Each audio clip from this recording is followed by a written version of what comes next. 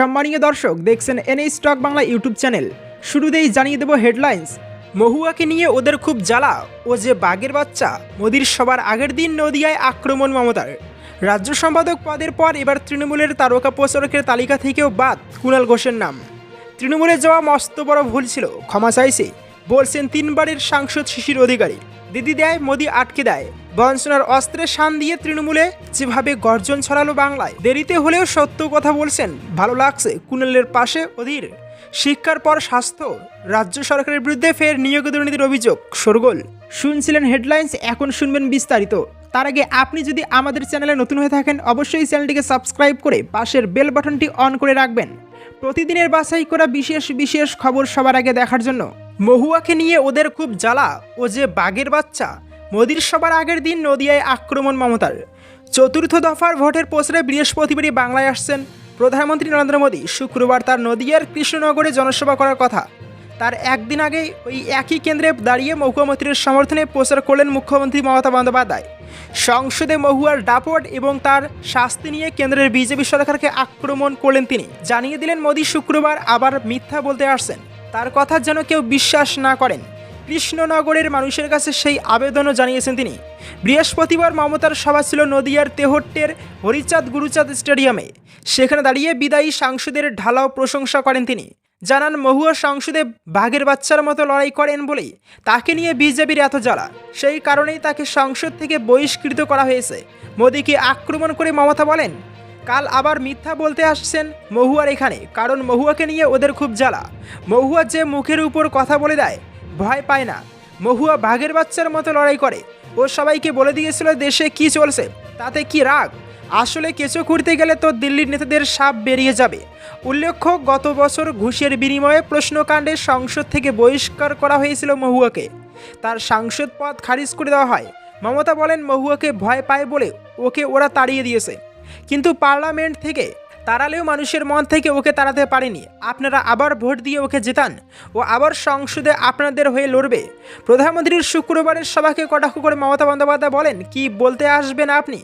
100 দিনের টাকা তো দেননি, পাকা বাড়ির টাকা দেননি, রাস্তার টাকা দেননি, রেশন বিনামূল্যে দেননি, রোজ মিথ্যা কথা বলে বেড়াচ্ছেন। সাধারণ মানুষ মিথ্যা বললে লজ্জা পান, কান ধরতে হয় তাদের, আর মিথ্যা বললে মোদীকে পুজো করতে হয়। মোদীর বিরুদ্ধে প্রচার সর্বস্বতার অভিযোগ এনেছেন মমতা। তেহট্টের মঞ্চ থেকে বলেন, উনি তো রোজ নিজের বিজ্ঞাপন দিচ্ছেন, শুধু নিজের প্রচার করে বেড়াচ্ছেন। যেদিকে তাকাই ওর ছবি দেখা যায়, চারদিকে ঝুটা গ্যারান্টি দিয়ে বেড়াচ্ছেন। গরমে দীর্ঘ 3 মাস ধরে ভোট চালানো নিয়ে নির্বাচন কমিশনকে আরও একবার আক্রমণ করেছেন মমতা বন্দ্যোপাধ্যায়। বলেন, এত গরম, আমার লু লেগে গিয়েছে, গলা ভেঙে গিয়েছে। গত 1 মাস ধরে আমি বাড়ির বাইরে আছি, আরও 1 মাস টানতে হবে। গরমের সকলের এত কষ্ট হচ্ছে কেন? এতদিন ধরে ভোট চালানো হলো। বিজেপি নিজের ইচ্ছামতো লোক দিয়ে কমিশন বানিয়েছে। বিজেপি নেতাদের প্রচারের সুবিধার জন্যই দীর্ঘ সময় ধরে ভোট চলছে বলে অভিযোগ করেছেন তিনি। রাজ্য সম্পাদক পদের পর এবার তৃণমূলের তারকা প্রচারকের তালিকা থেকে বাদ কুণাল ঘোষের নাম। বুধবারই দলের রাজ্য সম্পাদক পদ থেকে কুণাল ঘোষকে সরিয়ে দিয়েছিল তৃণমূল কংগ্রেস। আর সেই ঘটনার 24 ঘন্টা কাটতে না কাটতেই লোকসভা নির্বাচনের তারকা প্রচারকের তালিকা থেকেও বাদ গেল তার নাম। চতুর্থ দফা পর্যন্ত কুণাল ঘোষের নাম থাকলেও পঞ্চম দফায় দেখা গেল তার নাম নেই। ফলে ক্রমেই কি তৃণমূলে কোণঠাসা হয়ে পড়ছেন কুণাল ঘোষ? প্রশ্ন উঠছে রাজনৈতিক মহলে। কলকাতা উত্তরের তৃণমূল প্রার্থী সুদীপ বন্দ্যোপাধ্যায়ের বিরুদ্ধে লাগাতার অভিযোগ এনেছেন কুণাল ঘোষ। সুদীপের বিজেপি যোগ থেকে শুরু করে রোজভ্যালি কাণ্ডে তার অপরাধকে প্রকাশ্যে এনেছেন তিনি। আগেই বলেছেন, দলে আমি মিসফিট। বুধবার যা চূড়ান্ত আকার ধারণ করে যখন একটি রক্তদান অনুষ্ঠানে হাজির হয়ে কুণাল সদ্য তৃণমূল ত্যাগী বিধায়ক তথা কলকাতা উত্তরের বিজেপি প্রার্থী তাপস রায়ের প্রশংসা করেন। এরপরই তাকে রাজ্য সম্পাদক পদ থেকে সরিয়ে দেয় তৃণমূল কংগ্রেস। পদ হারানোর পর থেকেই একের পর এক বিস্ফোরক বক্তব্য রাখছেন কুণাল। তার কথায়, আমার মতো বিরোধীদের কে চাঁচাছোলা ভাষায় আক্রমণ করে, যার জন্য চুরি করি সেই বলে চোর।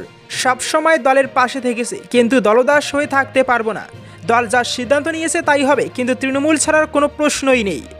অন্যদিকে যে প্রেস রিলিজে কুণালকে সরিয়ে দেওয়ার কথা জানা যায়, সেখানে দলের তরফে স্বাক্ষর করেন ডেরেক ওব্রায়েন, যাকে কুণাল ঘোষ কুইজ মাস্টার বলছেন। এমনকি ডেরেক পিওনের কাজ করেছে বলে কটাক্ষ করেন তিনি। কিন্তু কুণাল ঘোষকে দলের পদ থেকে সরিয়ে দেওয়া হলো তার নির্দেশে। কার নির্দেশে? দলের সুপ্রিমো মমতা বন্দ্যোপাধ্যায় বা অভিষেক বন্দ্যোপাধ্যায় কি কিছুই জানতেন না? বৃহস্পতিবার প্রথম সারির সংবাদ মাধ্যমকে দেওয়া একটি সাক্ষাৎকারে কুণাল ঘোষ বলেন, আমি জানি না, আমার সাথে এই ব্যাপারে এখনো পর্যন্ত তাদের সঙ্গে কোনো কথা হয়নি। কিন্তু যে দলে মমতা বন্দ্যোপাধ্যায় বা অভিষেক বন্দ্যোপাধ্যায়ের অঙ্গুলি হেলনে ছাড়া গাছের একটা পাতা নড়ে না, সেখানে তারা জানেন না কুণাল ঘোষকে সরিয়ে দেওয়া হলো। এটা কি খুব বিশ্বাসযোগ্য? তারা নিশ্চয়ই জানেন, হয়তো আমাকে আর প্রয়োজন নেই। এমনকি শুভেন্দু অধিকারীর প্রশংসাও করেন কুণাল। কলকাতা উত্তরের বিজেপি প্রার্থী সুদীপ বন্দ্যোপাধ্যায়ের উচিত শুভেন্দুর থেকে রাজনীতি শেখা, এমনও বলেন তিনি। তবে কুণাল জানিয়েছেন তিনি তৃণমূলেই ছিলেন, আছেন এবং থাকার চেষ্টা করবেন। যদি দল তাকে কর্মী হিসেবে থাকতে না দেয়, তাহলে তিনি কেবলমাত্র সমর্থক হিসেবেও মমতা বন্দ্যোপাধ্যায়ের দলের পাশেই থাকবেন। তৃণমূলে যাওয়া মস্ত বড় ভুল ছিল, ক্ষমা চাইছি। বিস্ফোরক 3 বারের সাংসদ শিশির অধিকারী। খাতায় কলমে শিশির অধিকারী এখনও তৃণমূলের সাংসদ, যদিও দীর্ঘদিন ধরেই তিনি গেরুয়া শিবির ঘনিষ্ঠ। বিজেপির একাধিক অনুষ্ঠানে দেখা গিয়েছে তাকে। এবার বিজেপি প্রার্থী ছেলে সৌমেন্দু অধিকারী হয়ে প্রচারে গিয়ে বিস্ফোরক শিশিরবাবু বললেন তৃণমূলে যোগ দেওয়াই তার ভুল ছিল। ক্ষমাও চেয়ে নিলেন তিনি। পাল্টা দিয়েছে তৃণমূলের শুরু থেকে কাথির অধিকারী পরিবার ছিল দলের সঙ্গে। শিশির অধিকারী ও তার ছেলেরা সকলেই দলের সঙ্গে সক্রিয়ভাবে যুক্ত ছিলেন। সাংসদ, বিধায়ক হয়েছেন, মন্ত্রিত্ব পেয়েছেন। পূর্ব মেদিনীপুরের তৃণমূল রাশ কার্যত ছিল অধিকারীদের হাতেই। কিন্তু 2021 সালে বদলেছে ছবিটা। আচমকা দলের সঙ্গে সম্পর্ক ছিন্ন করে বিজেপিতে যোগ দিয়েছেন শিশির পুত্র শুভেন্দু অধিকারী। পরবর্তীতে পরিবারের অন্যরাও বিজেপির দিকে ঝুঁকেছেন। চলতি লোকসভা নির্বাচনে কাথি থেকে বিজেপির হয়ে লড়ছেন শিশির অধিকারীর আরেক পুত্র সৌমেন্দু। বুধবার বিজেপি প্রার্থীর ছেলের হয়ে কাথির রামনগরে প্রচারে গিয়েছিলেন তৃণমূলের বিদায়ী সাংসদ শিশির অধিকারী। সেখানে বিস্ফোরক দাবি করেন শিশির। তৃণমূলের 3 বারের সাংসদ শিশির অধিকারীর কথায়, তৃণমূলে যোগ দেওয়া ছিল আমার মস্ত বড় ভুল। আপনাদের কাছে হাত জোর করে ক্ষমা চেয়ে নিচ্ছি। আমাদের সেদিনের ভুলের জন্য আজ বাংলাকে প্রায়শ্চিত্ত করতে হচ্ছে। সেদিন যদি চোখ মুখ ওই দিকে না ঘোরাতাম, তাহলে আজ বাংলার যুবকদের এই দুর্দশা হতো না।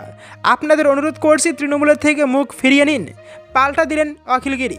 খোসা দিয়ে তিনি বলেন, ভোট এলেই নাটক শুরু করে অধিকারী পরিবার। দেরিতে হলেও সত্য কথা বলছেন, ভালো লাগছে। কুণালের পাশে অধীর।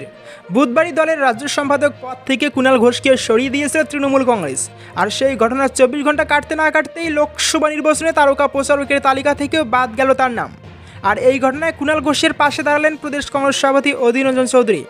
অধীরের কথায় কুণাল ঘোষ দেরিতে হলেও বুঝেছেন। আমার ভালো লাগছে, উনি সত্য কথা বলছেন। কুণাল ঘোষকে ব্যবহার করেছেন মমতা বন্দ্যোপাধ্যায়, বলির পাঠা হয়েছেন তিনি। সন্দেশখালী ইস্যু থেকে শুরু করে একাধিক দুর্নীতিতে ওনাকে দলের পক্ষে থাকতে হয়েছে জোর করে। আমি টিভিতে দেখে বুঝেছি আমাদের দলে কুণালকে আসতে হবে না, কিন্তু সত্য কথা বললে আমি তার পাশে আছি। কুণালের পাশে দাঁড়িয়েছেন শান্তনু সেনও। তিনি বলেছেন, কেউ দলবিরোধী কাজ করলে তার বিরুদ্ধে দল ব্যবস্থা নিতেই পারে। আমি বা কুণাল ঘোষ দলের কঠিন সময় পাশে ছিলাম। আমাকে এজেন্সি দিয়ে ভয় দেখানো হয়েছে, কিন্তু তাই বলে অতীতে কুণাল ঘোষের ভূমিকা ভুলে যাওয়া ঠিক নয়। কলকাতা উত্তরের তৃণমূল প্রার্থী সুদীপ বন্দ্যোপাধ্যায়ের বিরুদ্ধে লাগাতার অভিযোগ এনেছেন কুণাল ঘোষ। সুদীপের বিজেপি যোগ থেকে শুরু করে রোজ ভ্যালি কাণ্ডে তার অপরাধকে প্রকাশ্যে এনেছেন তিনি। আগেই বলেছেন, দলে আমি মিসফিট। বুধবার যা চূড়ান্ত আকার ধারণ করে যখন একটি রক্তদান অনুষ্ঠানের হাজির হয়ে কুণাল সদ্য তৃণমূল ত্যাগী বিধায়ক তথা কলকাতা উত্তরের বিজেপি প্রার্থী তাপস রায়ের প্রশংসা করেন। এরপরই তাকে রাজ্য সম্পাদক পদ থেকে সরিয়ে দেয় তৃণমূল কংগ্রেস। পদ হারানোর পর থেকেই একের পর এক বিস্ফোরক বক্তব্য রাখছেন কুণাল। তার কথায়, আমার মতো বিরোধীদের কে চাহাচলা ভাষায় আক্রমণ করে, যার জন্য চুরি করি সেই বলে চোর। সবসময় দলের পাশে থেকেছি, কিন্তু দলদাস হয়ে থাকতে পারবো না।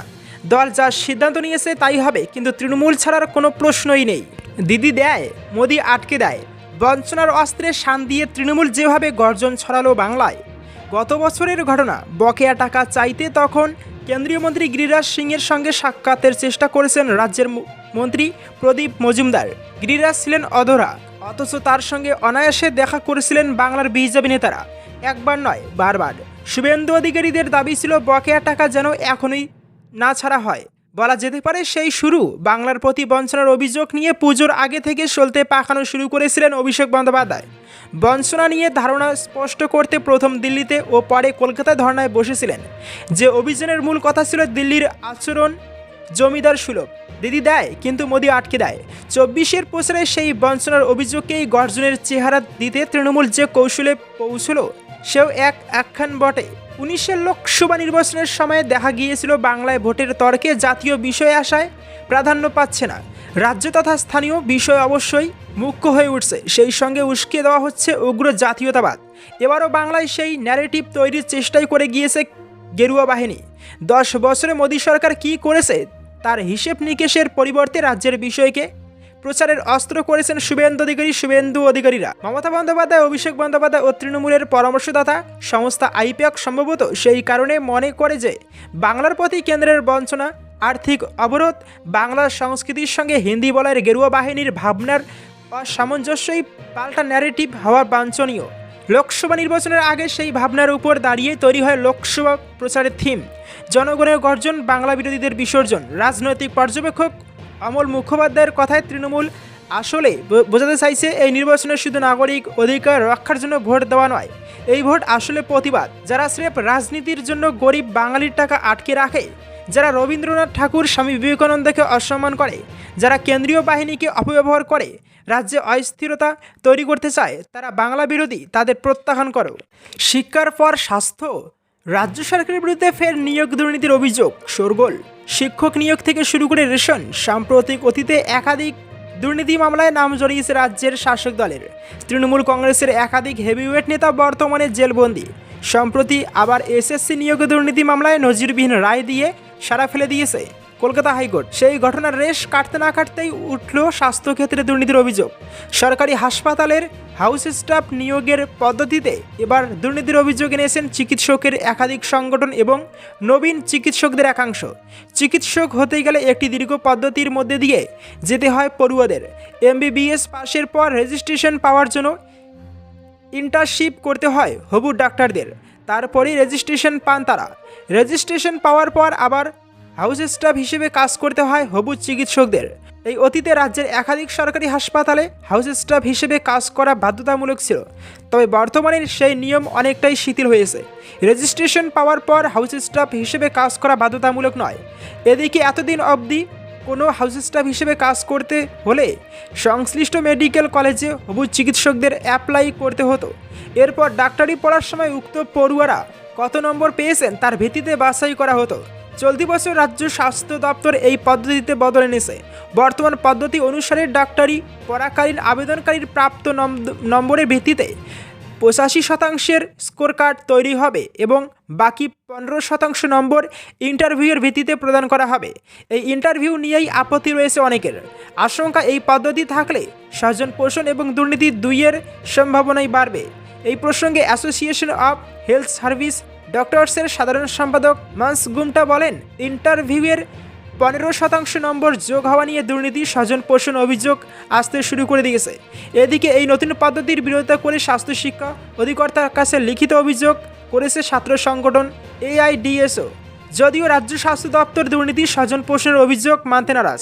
এই প্রসঙ্গে IMA বেঙ্গলের সম্পাদক শান্তনু সেন বলেন, এই ইন্টারভিউ থাকলে একটা অনিয়মের জায়গা তৈরি হয়, সেই কারণে চোখ কান খোলা রাখতে হবে। সরকারের অসৎ উদ্দেশ্য নেই, তাই কোনো প্রকার অপব্যবহার হলে চলবে না।